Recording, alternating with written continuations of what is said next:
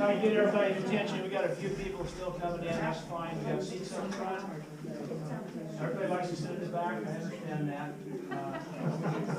The first thing I'd like to do is do a couple of introductions. My name is Barry Halverson. For those of you that don't know who I am. Yeah, my name is Kim Nelson. I live on the south end of the lake, and I've been on the committee for about 8 years. Frank, you live on the small lake. I've been volunteering since, I guess, 2005, but mostly 2010. Jim Beal, I live on Lake Point Drive over there on the little peninsula that sticks out in the lake. Yeah. I've been doing this for a while. We've got some other steering committee members here. I'd like to acknowledge them. Isaac Smith, right up here. Mary Casanova, who is the chair of our picnic and barbecue committee. Stephen Slater, who's back here in the back. He's also our fire district, one of our fire district commissioners. Richard Neems, right back over here from Wild Air. Danny Thomas, right here from Wild Air. John Carpenter, right over here. He's from the east. He's on the main lake side. We have a mix of folks that are both in HOAs and along the private parcel areas along Lawrence Lake Drive and Pleasant Beach Drive and Lake Point Drive. We have 3 roads in the area that have mostly private parcels on them. All the other areas primarily are HOA parcels. I'd like to also introduce up here Commissioner Edwards, 2nd District. Derek Sanders.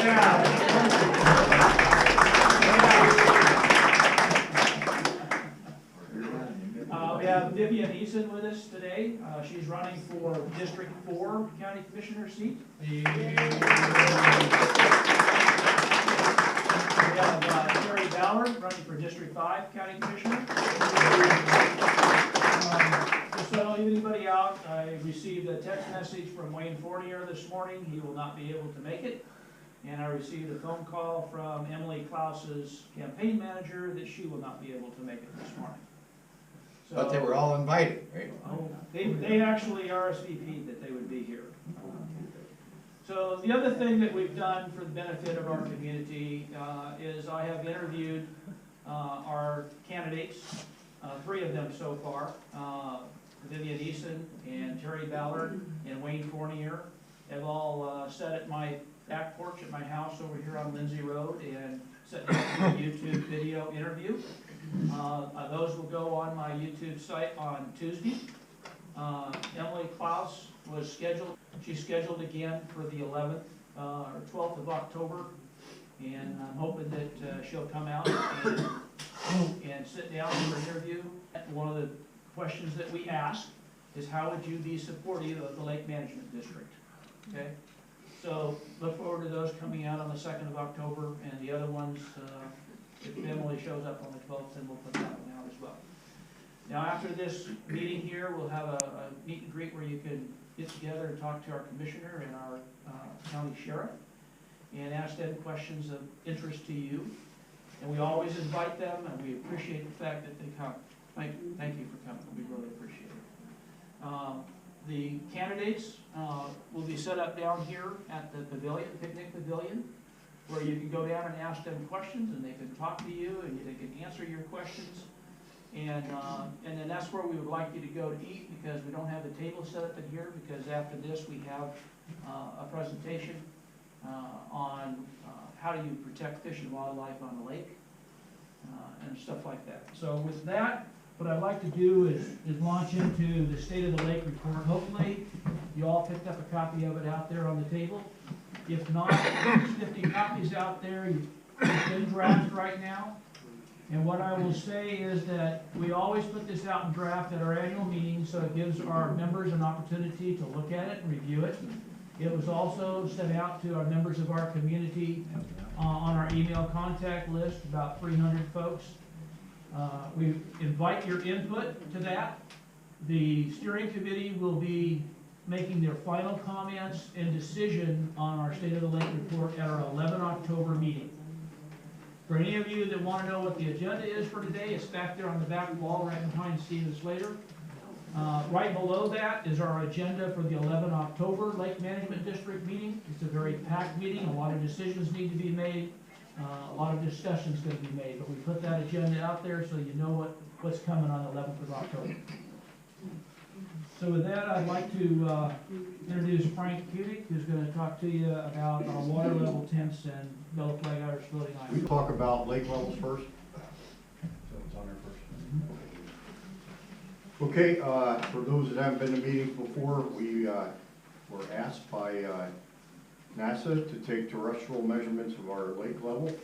And if you look at the slide there, at the top, it has the website that you can take a look at. And you can see exactly what we report, sometimes every single day, sometimes once a week, sometimes every couple of weeks. But we've been tracking this now since 2018. So you can see the relative peaks and the relative low points of the lake over the years. Typically, the lake will peak in the January timeframe, sometimes February. This past January, it peaked on the 22nd of January at the level on the meter is 2.47 feet. Excuse me, 2.46 feet. On the got my cheater on that. On the chart there, you'll see a dark black line. That's where the dam level is, okay, which corresponds to the discharge point of the lake. So any of the water excursions that go above that's because we're in significant rainfall or the springs are feeding the lake, and so the water level actually goes above the dam level, and then the water goes over the dam per design. You focus on 2023 on the far right. So we had our peak on the 22nd of January this year is 2.46. The meter's right near my dock, so I can go out and measure it every day. And on September 24th of this year, we had a 0.32. So the lake excursion was over 2 feet this year. Measured it yesterday and it was at 0.4. So the recent amount of rain that we got here recently, looks like it's making its turn and coming back up again.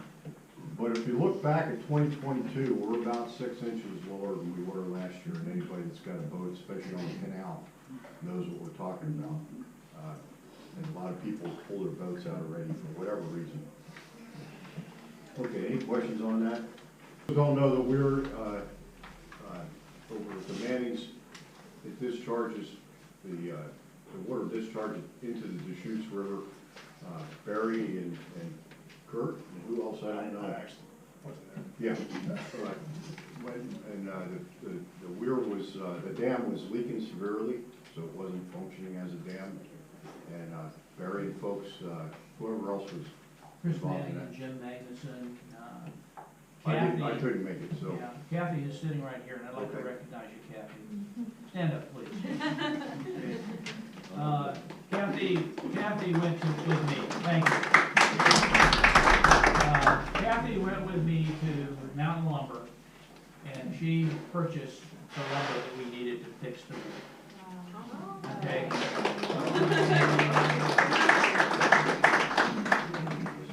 Otherwise, we would have had to have gone through the county at a higher cost. We had to pay for a county vehicle, a county employee to come out with their credit card, go to Mountain Lumber with me, a minimum of 3 hours. We had to do this a couple years ago when we did a couple other things. It would have cost us more than double what it cost us going through the county process. And after the meeting that we had with our resource manager, our aquatic resource specialist here, Kathy, came up to me after the meeting, volunteered to pay for it, and then we met at Mountain Lumber. Thank you very much. It took 20 minutes. Okay, so just switching over to temperatures, we also take temperature at my dock. The caveat there is that it's at the end of my dock, and it's not the middle of the lake, so temperatures are very regionalized. But it does show a trend. So last year, we peaked out at 81 and held that quite a while in the July timeframe, and then it drops down to about 41 degrees. Again, this summer it peaked at 82, and our last measurement was at 65, but we're not in the dead of winter yet, so I suspect it will go down probably in the 40s, who knows. But anyway, any questions on that? And we have one algae alert this year. I counted only 3 days that were actually shut down. So much improved over last year. God only knows why. It seems to be a function of a lot of things, including geese. Yeah. What I'd like to talk to you about is vegetation control. Y'all know that we've been battling yellow flag iris for about 10 years on Lake Lawrence. Moving forward, lake residents are going to have to take care of yellow flag iris on their private parcels. It's not going to be done by a contractor or the county. That's in accordance with county ordinance and regulations. There are, however, about 20-some individual private parcels that will be continued to be monitored, and that's because of the access. It's very difficult to get access to the waterfront because of brush and stuff like that. So we've identified a certain number of parcels that need to be done by the contractor or the county. And then the wetland area in the south, Goat Island, and around the public boat launch will be done by the county or the contractor. I put down weed prescription and contract. I want to just make a comment on that. We were told this last year why we didn't get our weed contract initiated was because our prescription did not allow us to. So we requested that the prescription be done. It was done in 2018, but evidently it was done wrong. So we asked Water Resources to redo the prescription. We found out that they put a halt on doing that prescription right now, pending Mr. Gilder's somehow his authorization to allow them to start that. Is that right, Doug? Yep. Yep. So that's something we'll be talking to Mr. Gilder about Tuesday morning at 7:30. It also affects our contract for next year. So there's several things up in the air right now. I'll just touch on them very briefly. There has been an initiative that was started in August to move the Lake Management District out of Public Works and move it to Public Health. We were briefed on this initially on 15 September. We went to a county commissioners meeting on the 25th of September where the county commissioners gave direction to the staff to explore that move in more depth and detail and involve the Lake Management District Steering Committee leadership in those discussions. The first meeting for those discussions is set up for this coming Tuesday at 7:30 with Mr. Gelder and whatever staff he brings into that meeting. We won't know until after that what's going on, so at our 11 October LMB meeting, we'll discuss where we're at with that particular initiative. I'd like to point out that this year we had over 750 hours of volunteer time donated to the Lake Management District in different initiatives. It's stated in our Lake Management District State of the Lake report where those different hours came from. Education and outreach, for those of you that have been watching or have subscribed to the Lake Lawrence YouTube channel, you know that we've published over 32 YouTube videos on that channel so far, specifically about Lake Lawrence and things that you can do to help prevent contamination to our lake, and how to take care of the lake better, how lake surveys are done, all that kind of information. We've also disseminated fact sheets on swimmer's itch, lake-friendly landscaping, toxic algae, and Lake Lawrence water quality reports. For budget, we were reimbursed our interfund costs by the county commissioners for 2021, 2022, and 2023. And there's been a request submitted to reimburse those costs for 2024 and 2025. No decision has been made yet. That decision will be made probably in December when they approve the final budget. We're hoping that they do that. The costs for us, for interfund costs, are our overhead costs that the county charges us for doing different things.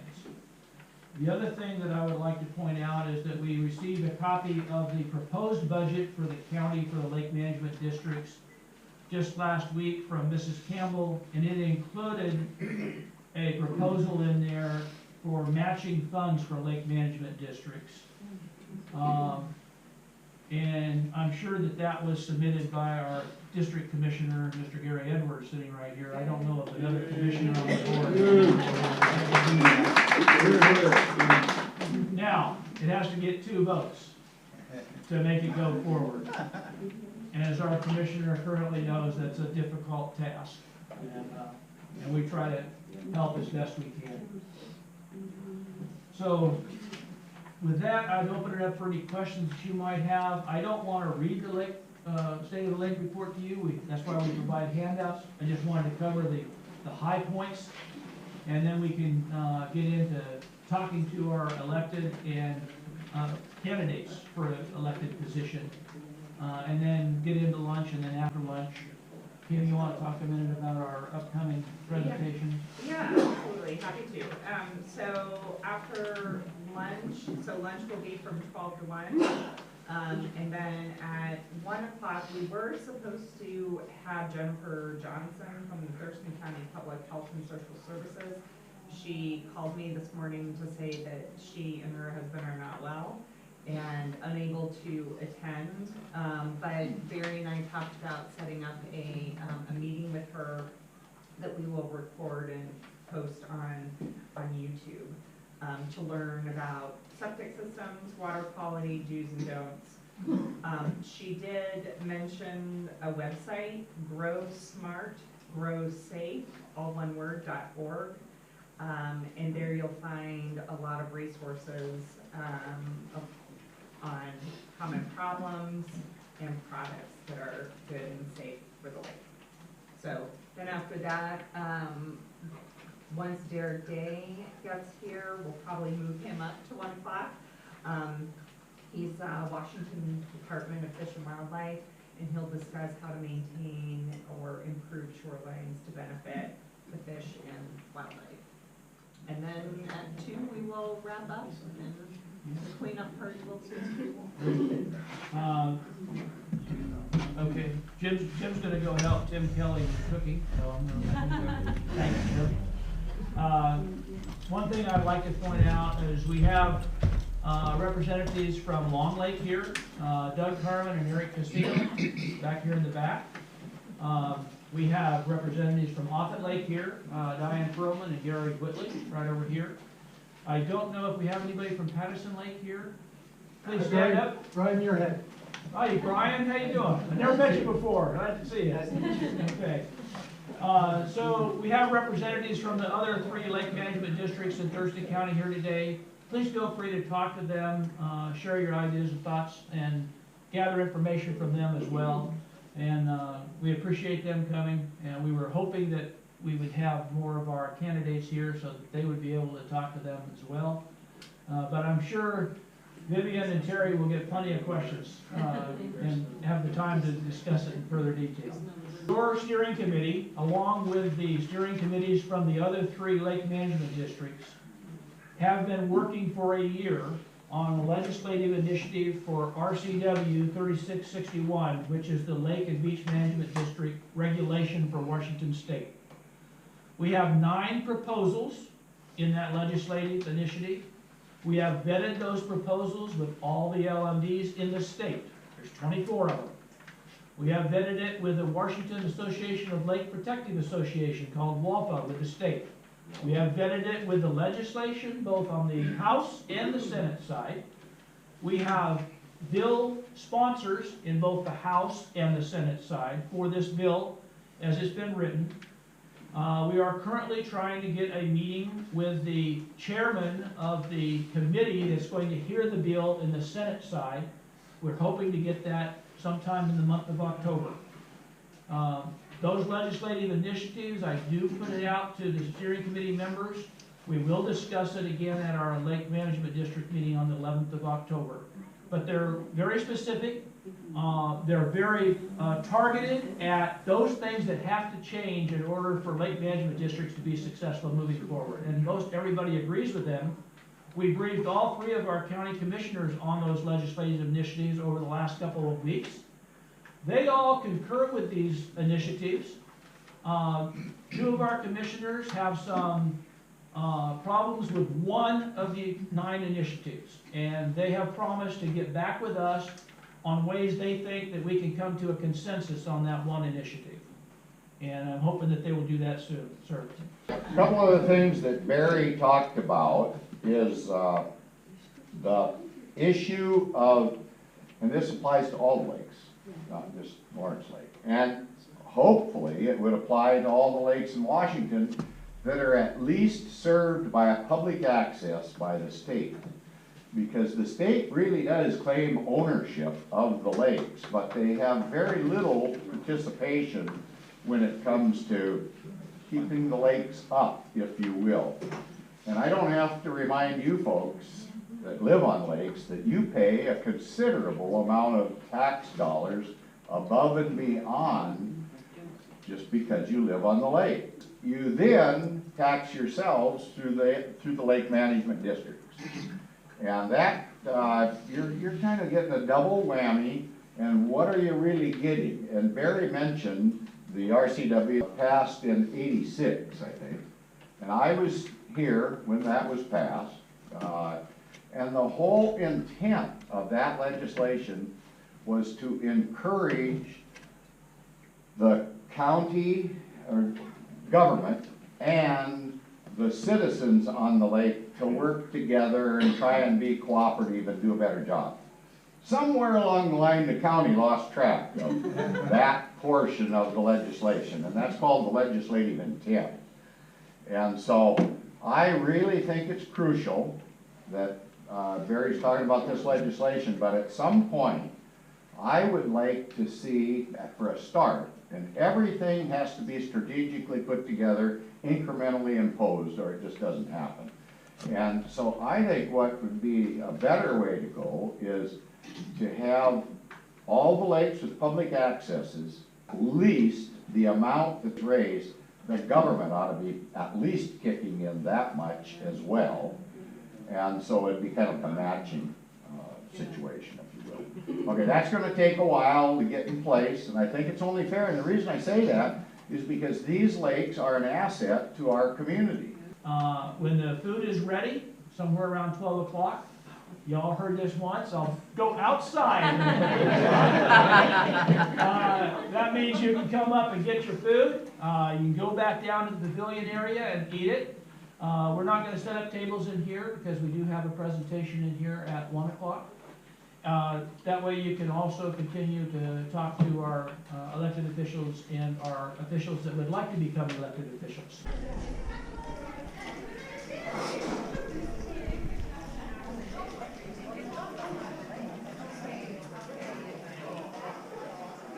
Hello there. How are you doing? Good. I'm just like, what the heck? Oh, thank you, Diana.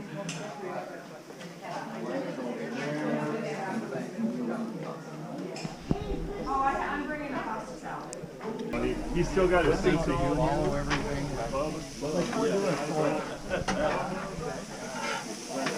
How's it going, Chef? absolutely perfect. Perfect. I'm just hoping we're going to keep up with the masses. Uh-huh.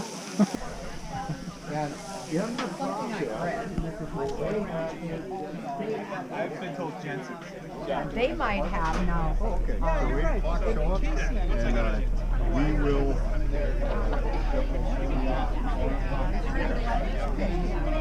Getting robbed by whites on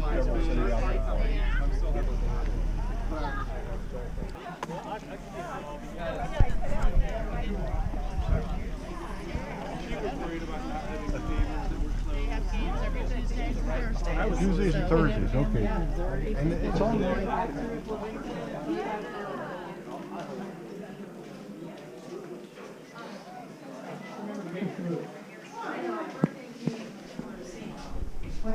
We just finished our annual meeting on the 30th of September, 2023 at the Lake Lawrence Community Club for the Lake Lawrence Lake Management District. And I just wanted to give you a short wrap up at the end of this video. We had 92 people RSVP to the annual meeting. We had 79 people that signed in at the annual meeting. We had a great guest speaker and Derek Day from Department of Ecology that talked to our members about how to protect our shorelines for fish and wildlife. We put a YouTube video of that together, put it online, and sent it out to everybody that wasn't at the meeting so they could see it. I'd also like to thank Commissioner Edwards and Sheriff Sanders for coming to our meeting. We always invite our commissioners and elected officials, and we're appreciative of the fact that they come and could talk to our members. We also invited all 4 of the candidates for the Board of County Commissioners seats that are open this year, and 2 of them showed up. All 4 were invited. All 4 RSVP'd initially, but 2 of them could not make it. I'd also like to say a great big thank you to Mary Castelnova, the chair of our barbecue and picnic annual meeting, and Loma Halverson, my wife, for all the work they did in buying the food, organizing the kitchen, getting things set up to include the registration and the RSVP list and all that goes into any type of event like this. So thank you very much, folks. Kim Nelson, who came down early and was just everywhere. She was in the kitchen, she was outside, she was helping set up the meeting room. Kim, thanks a lot. Your help was really appreciated. Jim Beal came down early along with Kirk Cleveland, helped get the parking area set up and the picnic pavilion area, the canopies, and general setup in the meeting area. And then Jim left our meeting a little bit earlier to go out and help our grill master, Tim Kelly, who did a wonderful job grilling our burgers and hot dogs this year. And everybody was complimentary this year of the hamburgers, which is a positive from last year. I also want to thank Frank Hudick and Jay Nelson for sticking around and helping us with the teardown and pickup, and all the other folks that helped carry out chairs and sweep down and clean up the place. Thanks for everybody's help. Pitching in like that just makes it so much easier. Big shout out to the Lake Lawrence Community Club for the facility that they rent to us, and the Lake Lawrence Community Club operations manager, who was a tremendous assistance. We have our final Lake Management District meeting on the 11th of October at 6:30 at the Lower Lodge at the Lake Lawrence Community Club. A lot of decisions to be made for what's going to happen next year. A lot of things are changing in the Lake Management District, and I'll be providing you more of that information as those changes occur. So, hoping you have a wonderful week, and God bless you all.